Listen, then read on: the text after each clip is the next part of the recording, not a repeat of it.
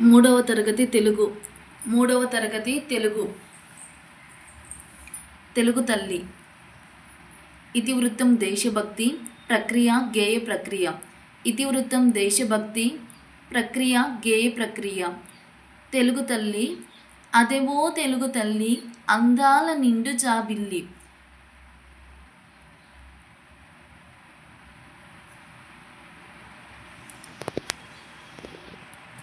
అదెవో తెలుగు తల్లి అందాల నిండు జాబిల్లి, ఆనందాల కల్పవల్లి అదే నీ తెలుగు తల్లి. చంద్రశాల. చంద్రశాల అనగా అర్థము చలువరాతి మేళ. చంద్రశాల అనగా అర్థము చలువరాతి మేడ. అనుంగు ప్రియమైన. అనుంగు ప్రియమైన. తెలుగు తల్లి పాఠాన్ని ఎవరు రచించారంటే శ్రీరంగం శ్రీనివాసరావు గారు రచించారు. ఈ శ్రీరంగం శ్రీనివాసరావు గారు శ్రీగా ప్రసిద్ధి చెందారు. ఈయన అభ్యుదయ యుగకర్త, కథకులు. మహాప్రస్థానం తెలుగు కవిత్వాన్ని ఒక మలుపు తిప్పిన రచన. మహాప్రస్థానం తెలుగు కవిత్వాన్ని ఒక మలుపు తిప్పిన రచన. శ్రీరంగం శ్రీనివాసరావు అభ్యుదయ యుగకర్త. మరో ప్రస్థానం ఖడ్గసృష్టి ఇతర రచనలు. మరో ప్రస్థానం ఖడ్గసృష్టి ఇతర రచనలు. అనంతం వారి స్వీయ చరిత్ర.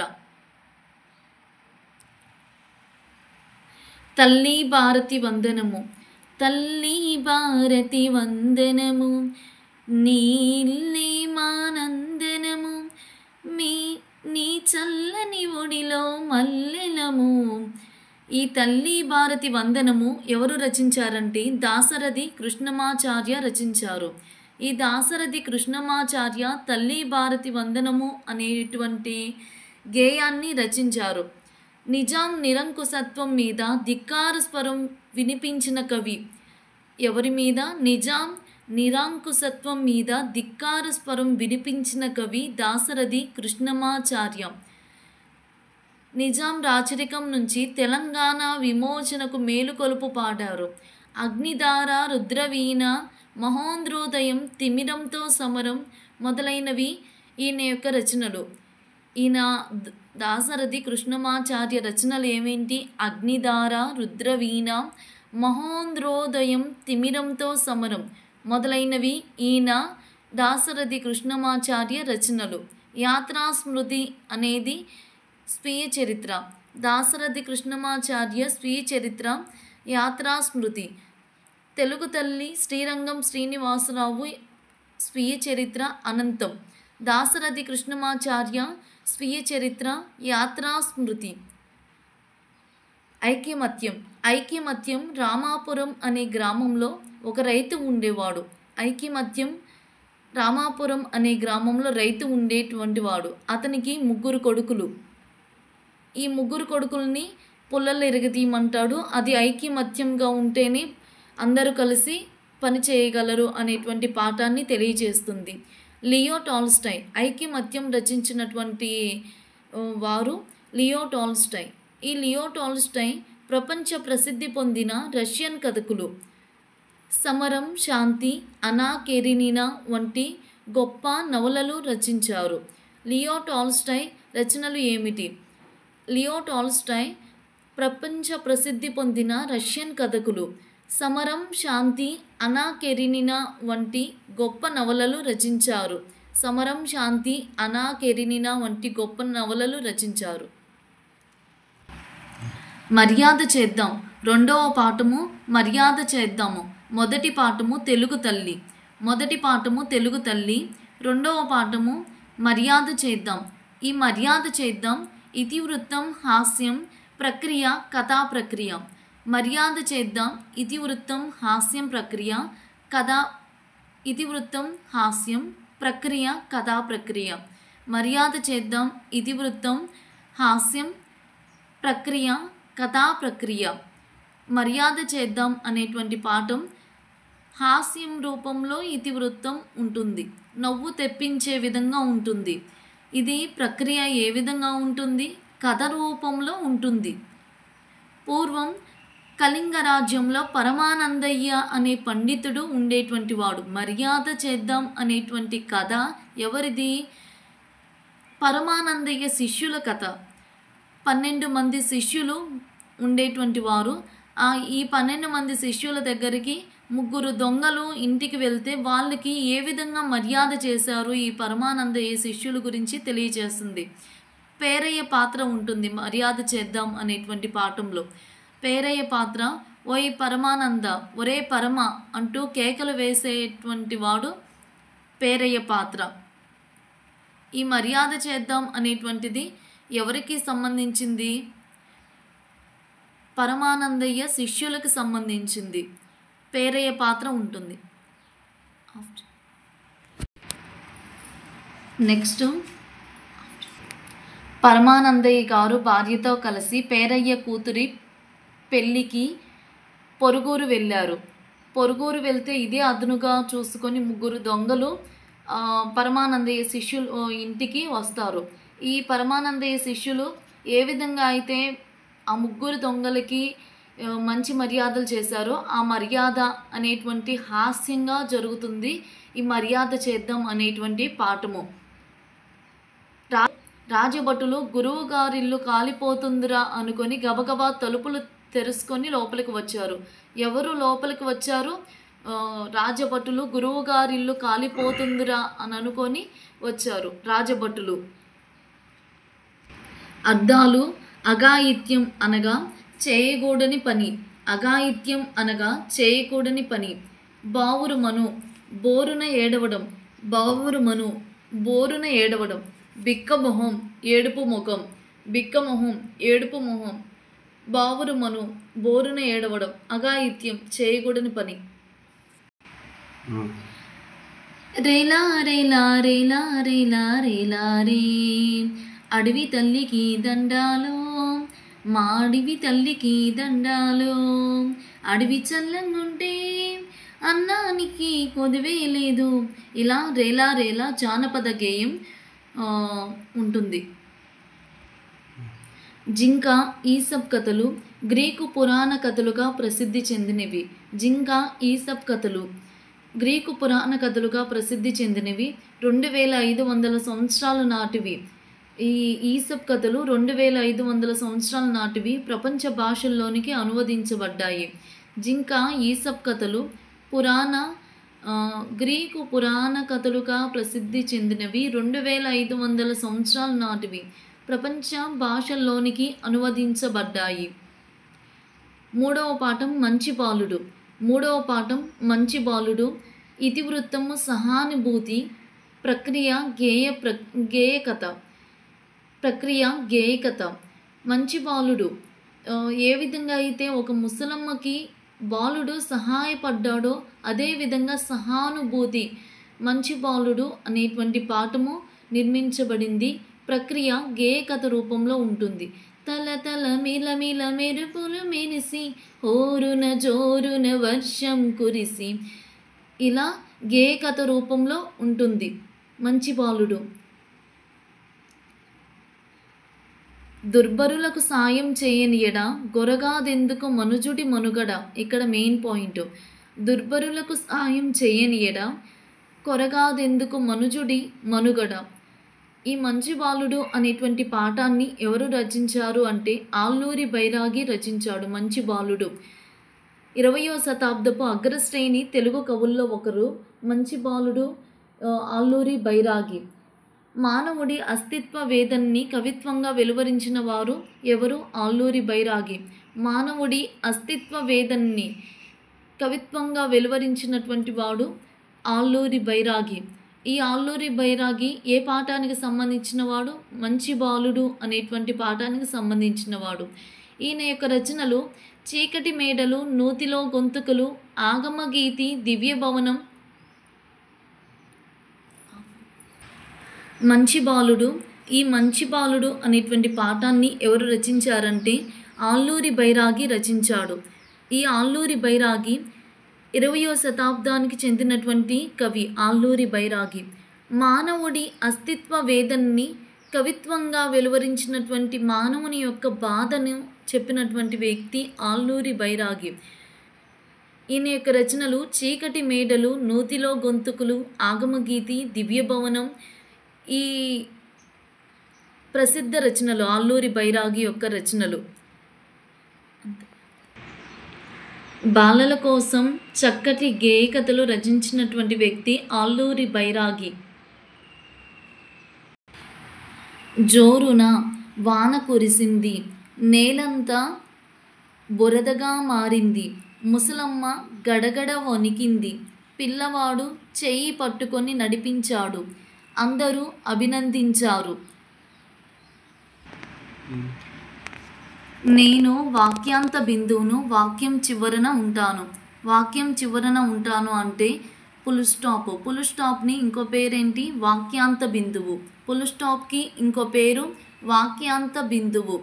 వాక్యాంత బిందువుని పూర్ణ విరామం అని అంటారు. ఫుల్ స్టాప్కి వాక్యాంత బిందువు అని పేరు. ఈ వాక్యాంత బిందువు అంటే పూర్ణ విరామం. పూర్ణ విరామం. వాక్యాంత బిందువుకి మరో పేరు పూర్ణ విరామం. స్వల్ప విరామం.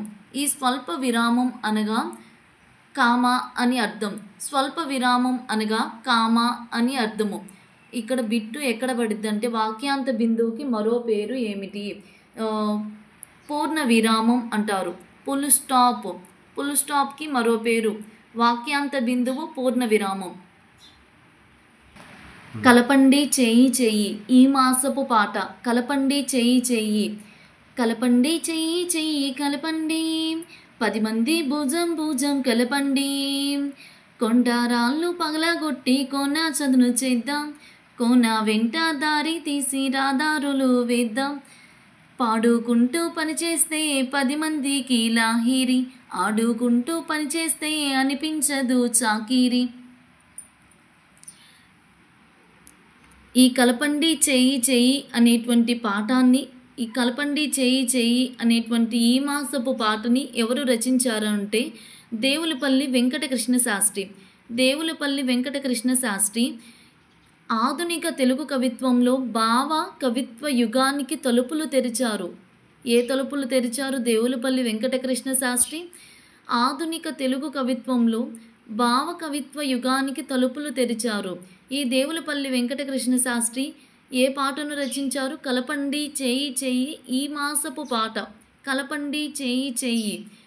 ఈయన యొక్క అక్షర రమ్యత, భావనా సౌకుమార్యం, శబ్ద సంస్కారం, కృష్ణశాస్త్రి కవిత్వ లక్షణాలు.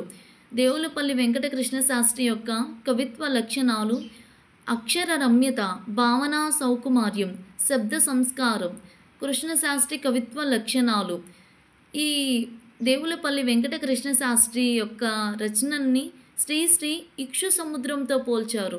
ఎవరు ఇక్షు సముద్రంతో పోల్చారు? శ్రీ ఇక్షు సముద్రంతో పోల్చారు. ఎవరి రచనల్ని? దేవులపల్లి వెంకటకృష్ణ శాస్త్రి యొక్క రచనల్ని. ఈ దేవులపల్లి వెంకటకృష్ణ శాస్త్రి యొక్క రచనలు కృష్ణపక్షం, ఊర్వశి, ప్రవాసము. దేవులపల్లి వెంకటకృష్ణ శాస్త్రి యొక్క రచనలు కృష్ణపక్షం, ఊర్వశి, ప్రవాసము అనేటువంటివి. దేవులపల్లి వెంకటకృష్ణ శాస్త్రి కలపండి చేయి చేయి అనేటువంటి పాటను, ఈ మాసపు పాటను రచించారు. కృష్ణపక్షం, ఊర్వశి, ప్రవాసము అనేటువంటివి ఈయన రచనలు.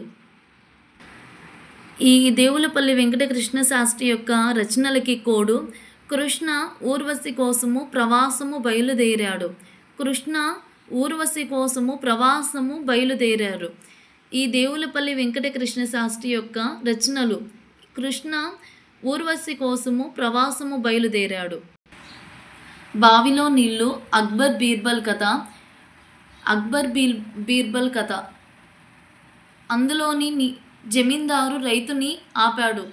నేను నీకు బావిని అమ్మాను కానీ అందులో నీళ్లు అమ్మలేదు, అవి నావి. ఆ నీళ్లు కావాలంటే తగిన ధనం ఇచ్చి తోడుకుపో అన్నాడు. రైతుకు కోపం వచ్చింది.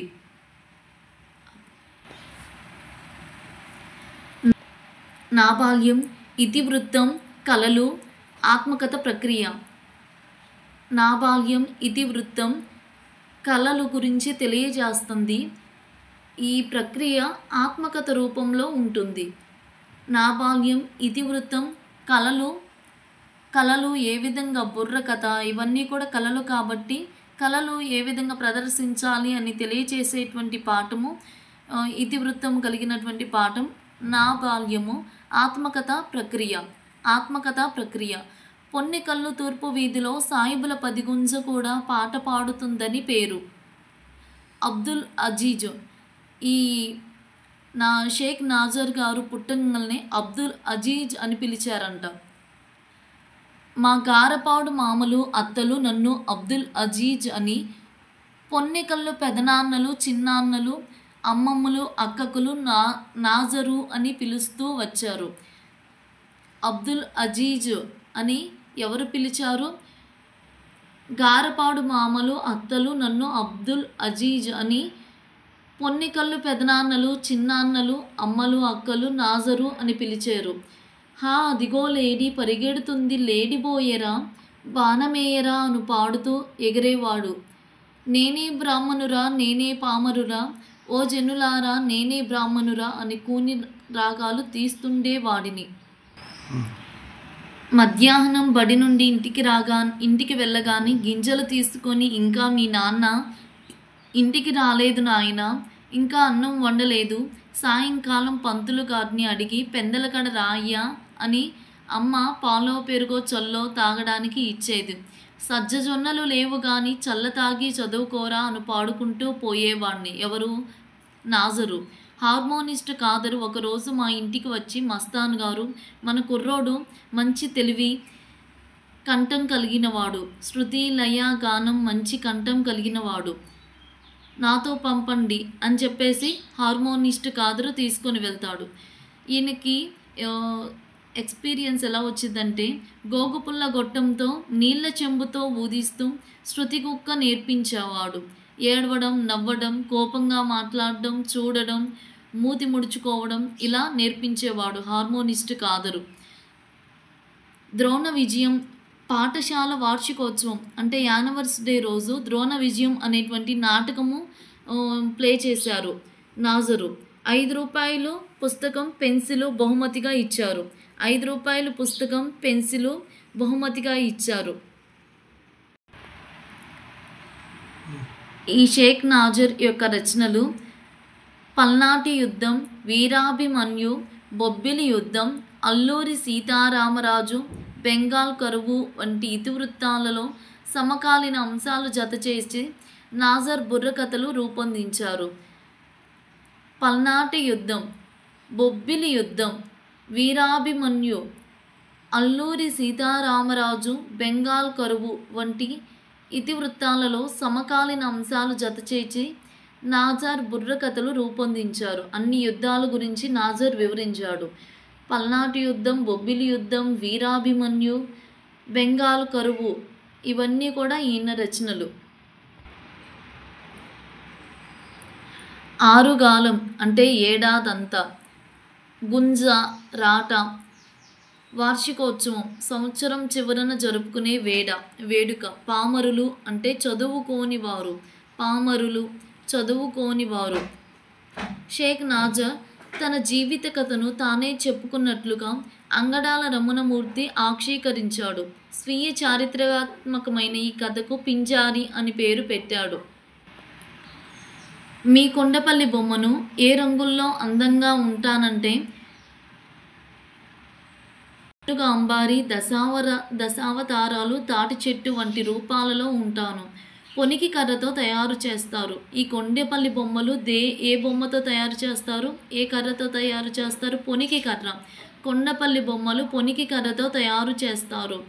రాజస్థాన్ నుండి వచ్చారు. కొండపల్లి బొమ్మలు తయారు చేయడానికి పూర్వం రాజస్థాన్ నుండి వచ్చారు. ప్రస్తుతము మేము మన రాష్ట్రంలోని కృష్ణా జిల్లా కొండపల్లిలో స్థిరపడిపోయాము. కొండపల్లి బొమ్మలు చేయడానికి పూర్వము పొనికి కర్ర ఉపయోగించేవారు. వారు రాజస్థాన్ నుండి వచ్చారు. ఇప్పుడు ప్రస్తుతము మన రాష్ట్రంలోని ఆంధ్రప్రదేశ్ రాష్ట్రము కృష్ణా జిల్లా కొండపల్లిలో స్థిరపడిపోయారు. గుంజ అనగా అర్థాలు రాట, నిట్టాడు, స్తంభము. చిన్న అన్న బాబాయి, పిన్ని తండ్రి, చిన్నబ్బ, చిన్న ఆయన, బువ్వ, అన్నం, కూడు, మెతుకులు. బంగారు పాపాయి. ఈ బంగారు పాపాయి బహుమతులు పొందాలి, పాపాయి చదవాలి మా మంచి చదువు, పలుసీమలకు పోయి తెలివిగల పాపాయి, కలలన్నీ చూపించి ఘనకీర్తి పొందాలి. బంగారు పాపాయి మంచాల జగన్నాథరావు రచించారు. బంగారు పాపాయి మంచాల జగన్నాథరావు ప్రసిద్ధ వాగ్గేయకారుల కృతులకు స్వర రచన చేశారు. మంచాల జగన్నాథరావు ప్రసిద్ధ వాగ్గేయకారుల కృతులకు స్వరరచన చేశారు. బంగారు మొలక. ఈ బంగారు మొలక అనేటువంటి పాఠంలో ఏ మొక్క నాటాడు? మామిడికాయ చెట్టు. మామిడి మొక్కను ముసలి తాత నాటాడు. ఏ పనైనా మన కోసమే చేయవలసిన పని లేదు, అది రేపటి కోసం కూడా చేయాలి. ఏ పనైనా మన కోసమే చేయాల్సిన పని లేదు, అది రేపటి కోసం కూడా చేయాలి. చూసావా, ఈ మొక్క నాటిన రోజే 25 బంగారు నాణాలు కురిసింది అని చెప్పాడు. 5వ పాఠం పొడుపు విడుపు. ఇతివృత్తం భాషాభిరుచి ప్రక్రియ సంభాషణ రూపంలో జరుగుతుంది. పొడుపు విడుపు. ఇతివృత్తము భాషాభిరుచి, సంభాషణ ప్రక్రియ. ఇక్కడ సంభాషణ రూపంలో జరుగుతుంది కాబట్టి సూరి, సీతి, వెంకి వీళ్ళందరూ కూడా ఉంటారు. గిరి. వెండి గొలుసు వేయడమే కానీ తీయలేము అని ఎవరు అడిగారు? సూరి అడుగుతాడు. వెండి గొలుసు వేయడమే కానీ తీయలేము, సూర్య చెప్తాడు. ఆన్సరు ముగ్గులు. 100 చిలుకలకు ఒకటే ముక్కు, పండ్ల గుత్తి. పచ్చ చొక్కా వాడు విప్పుకొని నూతిలో పడ్డాడు, అరటిపండు.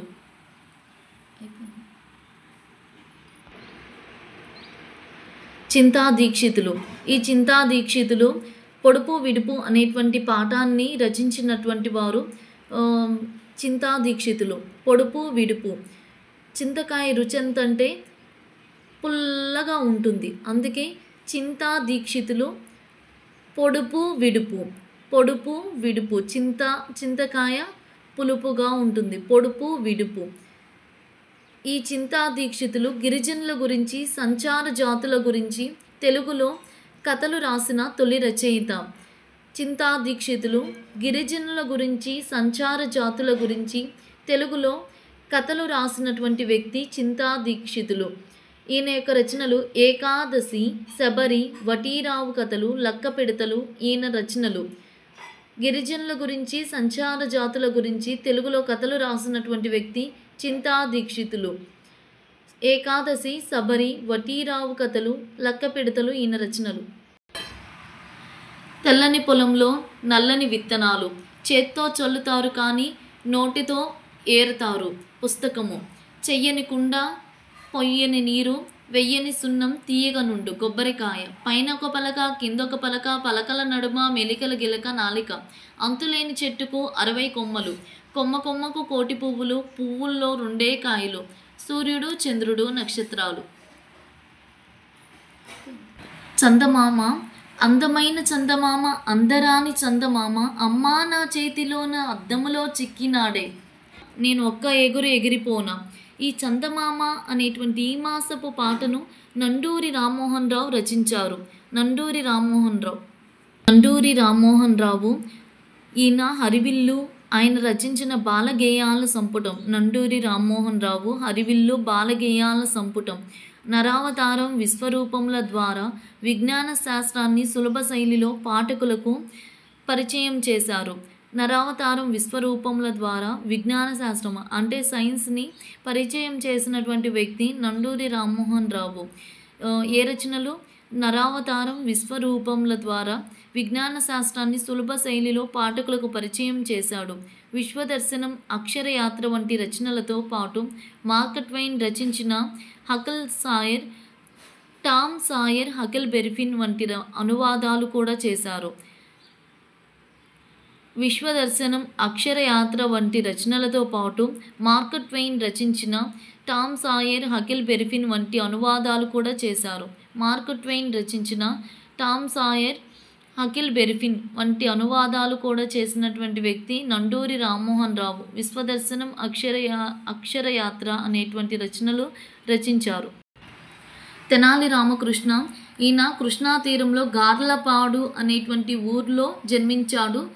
ఈ తెనాలి రామకృష్ణ ఒకరోజు కాళికాదేవి గుడికి వెళ్ళాడు.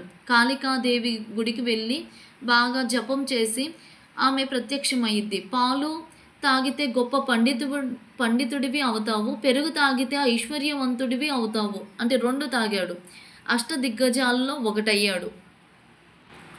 పాలు తాగితే గొప్ప పండితుడివి అవుతావు, పెరుగు తాగితే ఐశ్వర్యవంతుడివి అవుతావు. పాలు తాగితే గొప్ప పండితుడివి అవుతావు, పెరుగు తాగితే ఐశ్వర్యవంతుడివి అవుతావు. మేమే మేకపిల్ల, ఇతివృత్తము, పరస్పర సహకారము. మేకపిల్ల ఇవన్నీ కూడా నీరు, నిప్పు ఇవన్నీ కూడా ఏ విధంగా పరస్పరంగా సహకరించుకున్నాయో ఇలా తెలియజేసేటువంటి పాఠము ఇతివృత్తము కలిగినటువంటి పరస్పర సహకారము. ఇతివృత్తము, పరస్పర సహకారము కథారూపంలో జరుగుతుంది. మేమే మేకపిల్ల, మేకకు 4 మేకలు, మేకకు 4 పిల్లలు, 4వ దాని పేరే మేమే. ఫస్ట్ మేమే నడుస్తుండగా ఢిల్లీని చూడాలా అని చెప్పేసి మేక బయలుదేరుతూ ఉంటుంది. ఫస్ట్ ఎవరు ఎదురు పడతారు అంటే ఏరు వచ్చింది. ఏరు దానికి అడ్డంగా ఒక కొమ్మ పడి ఉంది. ఏరుకి అడ్డంగా కొమ్మ పడి ఉంది. మేకపిల్ల ఎక్కడికి వెళ్తున్నావు అంటే, అమ్మా నేను ఢిల్లీని చూడాలా, రాజును చూడాలా అని చెప్పేసి వెళ్తున్నానని మేకపిల్ల చెప్తుంది. నువ్వు వెళ్తే వెళ్ళావు కానీ ఈ కొమ్మ నాకు బరువుగా ఉందమ్మా, ఈ కొమ్మలో ఆకులన్నీ తినేవా అంటే, నాకేమన్నా తీరిక ఉందనుకున్నావా ఏంటి, నేను ఢిల్లీని చూడాలా, రాజును చూడాలా అని చెప్పేసి ఫస్ట్ ఎవరు ఎదురవుతారు అంటే ఏరు ఎదురవుతుంది. నెక్స్ట్ త్రోవలో ఒక మంట కనిపించింది. మంట ఆరిపోతూ ఉంటుంది. మంట ఆరిపోతున్నాను, 4 పుల్లలు ఎగదొయ్యమ్మా అని చెప్పేసి చెప్తుంది. నాకు తీరిక లేదు. మేకపిల్ల ఎవరిని కసురుకుంది? మంటని కసురుకుంది. మేకపిల్ల ఎవరిని కసురుకుంది? మంటని కసురుకుంది. 4 పుల్లలు ఎగదొయ్యి. ఫస్ట్ ఏరు, నెక్స్ట్ మంట ఆరిపోతుంటే 4 పుల్లలు ఎగదొయ్యి అంటే చీపో నాకు కుదరదు అని చెప్పేసి కసురుకుంది. నెక్స్ట్ చెట్టు ఎదురైద్ది. తాడు చెట్టు ఎదురైద్ది. చెట్టు దాని చుట్టూ ఒక ముళ్ళ కంచె మీదుగా వీచే గాలి నాకు ముళ్ళు తగులుతూ ఉంటాయి, అది తీసేయి, కంచె అడ్డంగా ఉంది అని చెప్పేసి గాలిని అడిగిద్ది. మేకపిల్ల ఎక్కడికి వెళ్తున్నావు అని చెప్పేసి అది తీసేయమంటుంది, కంచెని తొలగించమంటుంది చెట్టు.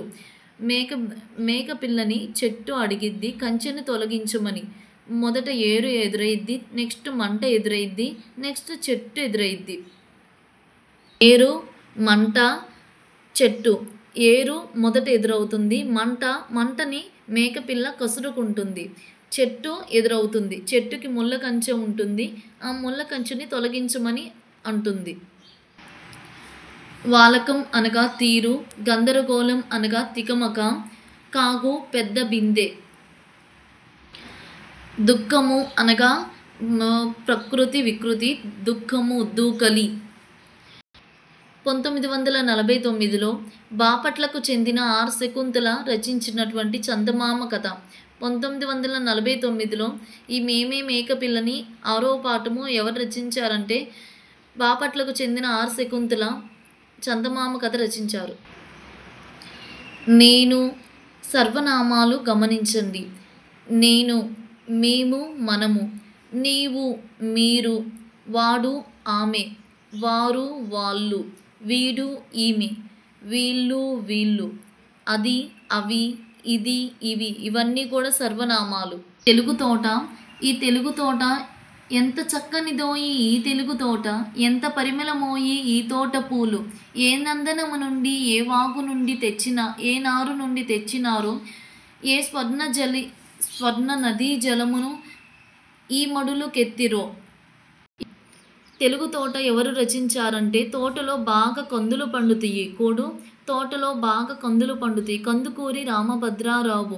ఈ కందుకూరి రామభద్రారావు రచనలు లేమొగ్గ, తరంగిణి, గేయమంజరి మొదలైన రచనలు రచించారు.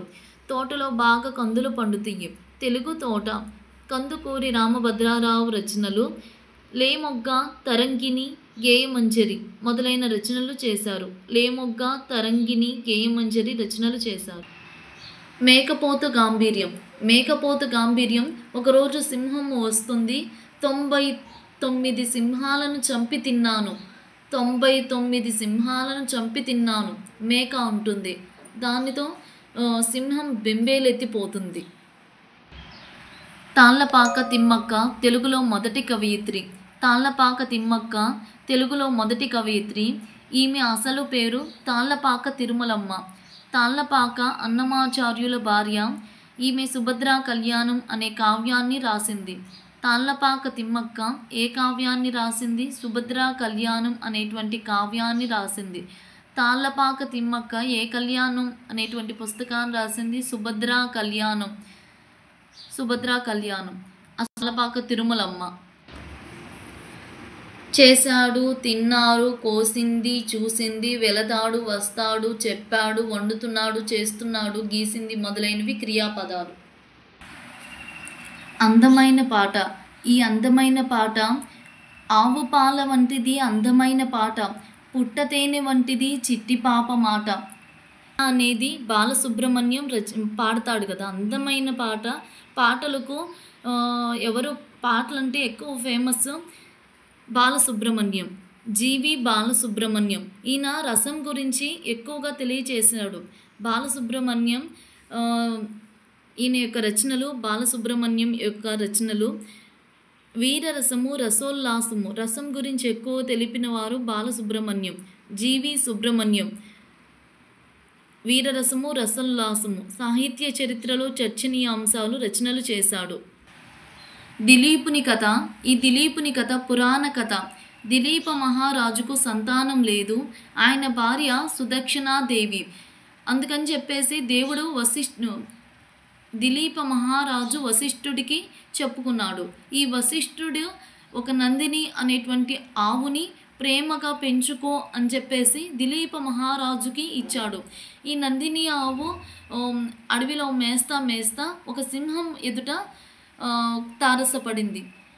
ఇక్కడ వీళ్ళ ఇద్దరి మధ్య జరిగినటువంటి సంభాషణ, నీవు బ్రతికి ఉంటే 1000 ఆవులను దానం చేయగలవాడవు అని సింహం అంటుంది.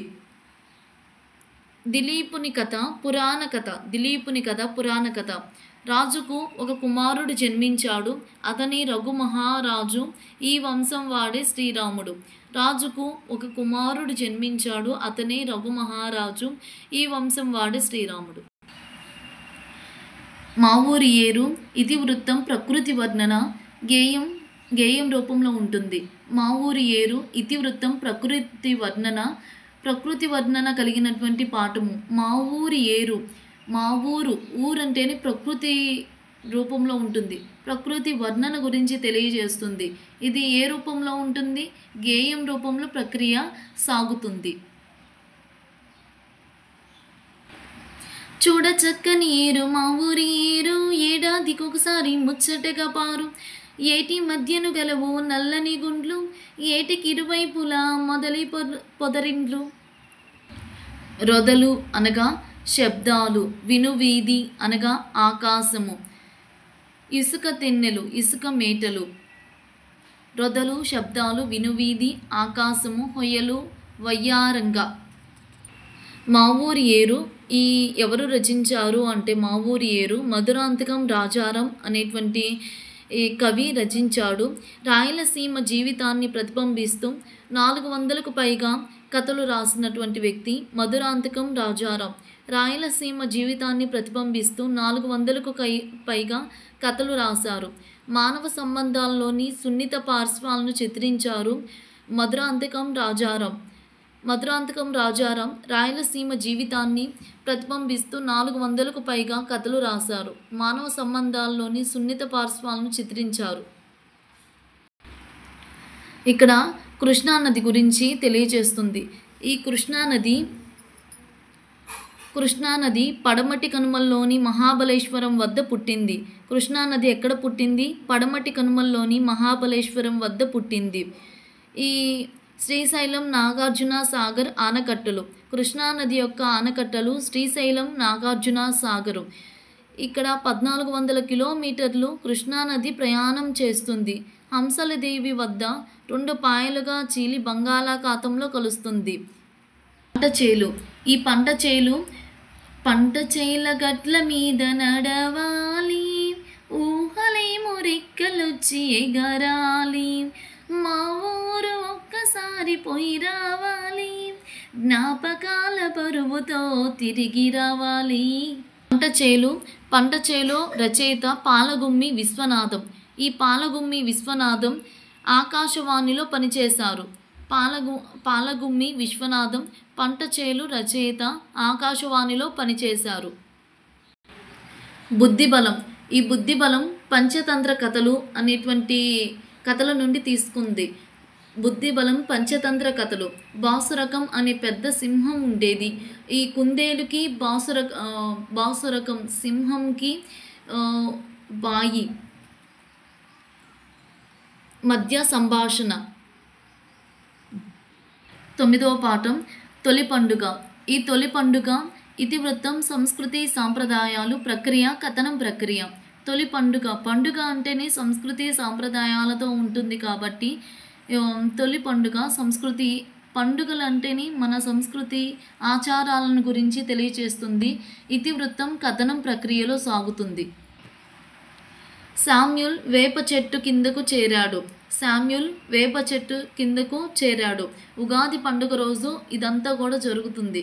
శామ్యూల్ వేప చెట్టుకు కిందకు చేరాడు. లతా, రవి వస్తున్నారా? ఆనంద్ వాళ్ళు బుట్టలో ఏదో తెస్తున్నారా అన్నాడు శామ్యూల్. రవిని అక్కడికి చక్రాల కుర్చీలో తీసుకువచ్చింది. లత రవిని చక్రాల కుర్చీలో తీసుకొని వచ్చింది. రవి ఒక వికలాంగుడు. లత రవిని తీసుకొని వచ్చింది. అబ్బా, పూర్ణం బూరెలు, గారెలు, పరమాన్నం నాకు ఎంత ఇష్టమో అన్నాడు ఆనంద్. రంగయ్య తాత వేప చెట్టు కింద కూర్చొని ఉంటాడు. షడ్రుచులు అనగా 6 రుచులు. పంచాంగం 5 భాగాలు కలది. షడ్రుచులు 6 రోజులు, 6 రుచులు. పంచాంగం 5 భాగాలు కలది. ఉగాది పండుగను తెలుగు సంవత్సరాది యుగాది అని కూడా అంటాము. యుగాది. ఈ పండుగను చైత్రశుద్ధ పాడ్యమి నాడు జరుపుకుంటాం. ఉగాది పండుగను చైత్రశుద్ధ పాడ్యమి నాడు జరుపుకుంటాం. తెలుగు నెలలు: మొదటి నెల చైత్రము, 2వ నెల వైశాఖము, 3వ నెల జ్యేష్ఠము, 4వ నెల ఆషాఢము, 5వది శ్రావణము, 6వది భాద్రపదము, 7వది ఆశ్వయుజము, 8వది కార్తీకము, 9వది మార్గశిరము, 10వది పుష్యము, 11వది మాఘము, 12వది పాల్గుణము. చైత్రము మొదటిది, 2వది వైశాఖము, జ్యేష్ఠము, ఆషాఢము 4వది, శ్రావణము 6వది, భాద్రపదము 7వది, ఆశ్వయుజము, కార్తీకము, మార్గశిరము, 10వది పుష్యము, 11వది మాఘం, పాల్గుణం. అందాల తోటలో. ఈ అందాల తోటలో బాల ఏమంది, ఆడగా పాడగా తోడు రమ్మంది. అందాల తోటలో అంటే కస్తూరి పెట్టుకుంటే మనము అందంగా కనిపిస్తాము. కస్తూరి నరసింహమూర్తి. అందాల తోటలో కస్తూరి నరసింహమూర్తి రచించారు. అందాల తోటలో అనేది కస్తూరి పెట్టుకుంటే అందంగా కనిపిస్తాము. ఈ కస్తూరి నరసింహమూర్తి పాపాయి సిరులు అనే గేయ సంపుటి నుండి ఈ అందాల తోటలో తీసుకున్నాడు. ఈ పాట కస్తూరి నరసింహమూర్తి గారు పాపాయి సిరులు అనే గేయ సంపుటి నుండి తీసుకున్నారు. అందాల తోటలో అందంగా పెట్టుకుంటాం, కస్తూరి పెట్టుకుంటే పాపాయి సిరులు అనే గేయ సంపుటి నుండి తీసుకున్నారు. ఈ నక్క యుక్తి జానపద కథ. నక్క యుక్తి జానపద కథ. నక్క మొసళ్ళ మీద నడుచుకుంటూ వెళ్తుంది. జంధ్యాల సుబ్రహ్మణ్య శాస్త్రి. నక్క యుక్తి ఎవరు రచించారంటే జంధ్యాల సుబ్రహ్మణ్య శాస్త్రి. ఈ జంధ్యాల సుబ్రహ్మణ్య శాస్త్రి ఆంధ్రుల చరిత్ర, ఆంధ్ర సామ్రాజ్యం, రత్నలక్ష్మి శతప్రథము, కేనోపనిషత్తు మొదలైన రచనలు చేశారు. నక్క యుక్తి జంధ్యాల సుబ్రహ్మణ్య శాస్త్రి రచించాడు. ఆంధ్రుల చరిత్ర, ఆంధ్ర సామ్రాజ్యము, రత్నలక్ష్మి శతప్రథము, కేనోపనిషత్తు మొదలైన రచనలు చేశాడు. నక్క యుక్తి జానపద కథ జంధ్యాల సుబ్రహ్మణ్య శాస్త్రి రచించాడు. ఆంధ్రుల చరిత్ర, ఆంధ్ర సామ్రాజ్యము, రత్నలక్ష్మి శతప్రథము, కేనోపనిషత్తు మొదలైన రచనలు చేశాడు. ఇంతటితో 3వ తరగతి అయిపోయింది.